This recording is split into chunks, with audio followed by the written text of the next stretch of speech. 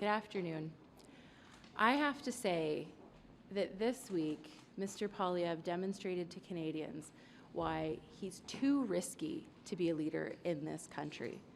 Not only did he abandon democracy and freedom on Tuesday when he instructed his entire Conservative caucus to vote against the Canada-Ukraine Free Trade Agreement on an absolute red herring, because it's not even true what he's saying, that there's a price on pollution in the agreement.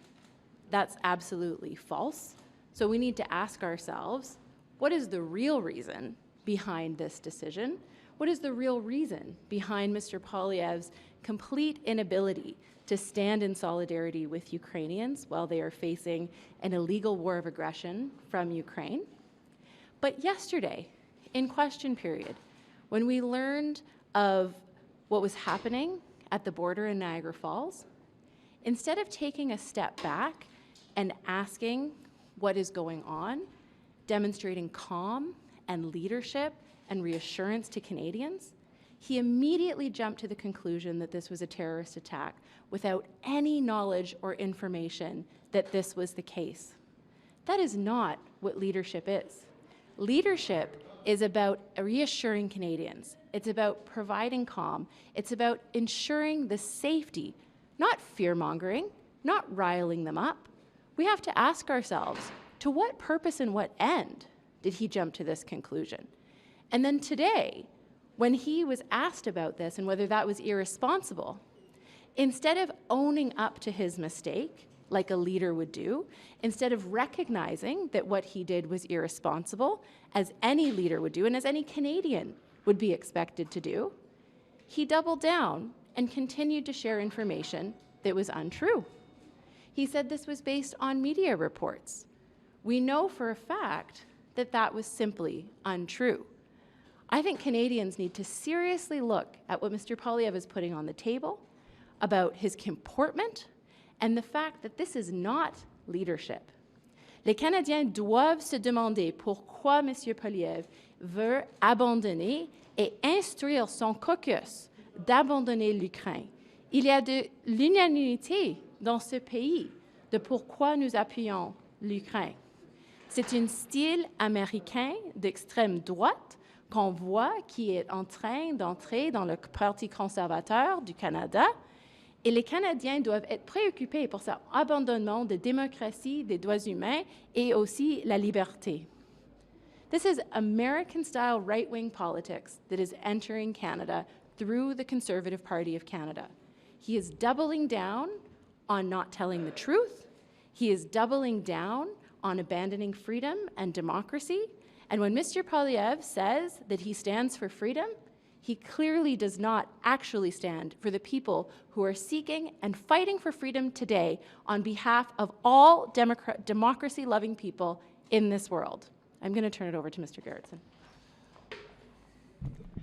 Thank you very much. And, you know, I think what Canadians really need to reflect on right now is where Mr. Poilievre has taken the Conservative Party of Canada.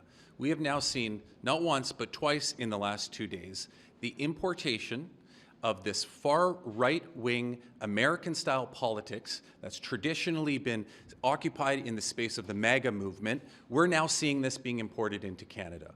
Why on earth would the Conservative Party of Canada and their MPs turn their back on Ukraine right now in their time of need? It can be explained by nothing other than the importation of far-right politics written by the hand of somebody like Tucker Carlson. I strongly encourage all Canadians to reflect on this. We are at a pivotal point in our democratic process, our democratic institution right now, where we're seeing a pivotal shift, and it's something that we seriously need to reflect on. I'll be happy to take any questions. M. Poilievre, ce matin, a dit qu'il s'était basé sur un reportage de CTV News pour avoir utilisé le terme terroriste en chambre. Cependant, quand on a regardé les heures, le reportage de CTV est sorti après sa déclaration en chambre. Qu'est-ce que vous dites de ça? Je ne crois pas que j'en ai besoin de dire beaucoup, parce que vous, comme journaliste, savez très bien que M. Poilievre l'a dit avant qu'il y avait eu des reportages. Alors, où est-ce qu'il a reçu cette information? Bien sûr, l'accident, qu'on sait maintenant que c'était un accident terrible qui s'est passé aux frontières à Niagara Falls, c'était seulement un accident.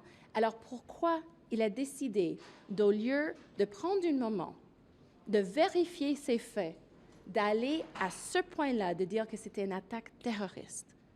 On doit demander pourquoi il fait ça, pour faire affreux les Canadiens, pour les inspirer qu'il y a un danger ici à ce moment. Est-ce qu'il y a une raison partisane pour ça? Non, ce n'est pas le leadership, ce n'est pas ce que fait un leader. Il y a trop de risques avec lui. Et ce que je trouve très irresponsable, c'est qu'au moment aujourd'hui qu'il était questionné sur cet égard, il n'a pas dit « Non, j'étais incorrect et je m'excuse parce que je ne veux pas que les Canadiens se sentent mal de ça. » Parce que ce n'est pas le cas. Et ce n'est pas quelque chose qui fait un leader. C'est extrêmement irresponsable et c'est de jouer avec les émotions et la sécurité des Canadiens. Ce n'est pas responsable. Est-ce qu'il prend les Canadiens pour des imbéciles? En disant que sa source est CTV, mais l'information a été diffusée après sa déclaration par CTV. Oui. Je ne sais pas qu'est-ce qu'il pense des Canadiens, mais c'est sûr qu'il ne pense pas qu'ils sont assez intelligents pour savoir que ce qu'il dit n'est pas factuel. Ça, c'est un gros disrespect. C'est irrespectueux aux Canadiens. C'est aussi quelque chose qui dit qu'il ne valore pas l'intelligence des Canadiens et qu'il ne pense pas, il ne respecte pas les médias non plus. On le sait très bien, ce qu'il dit tout le temps des médias.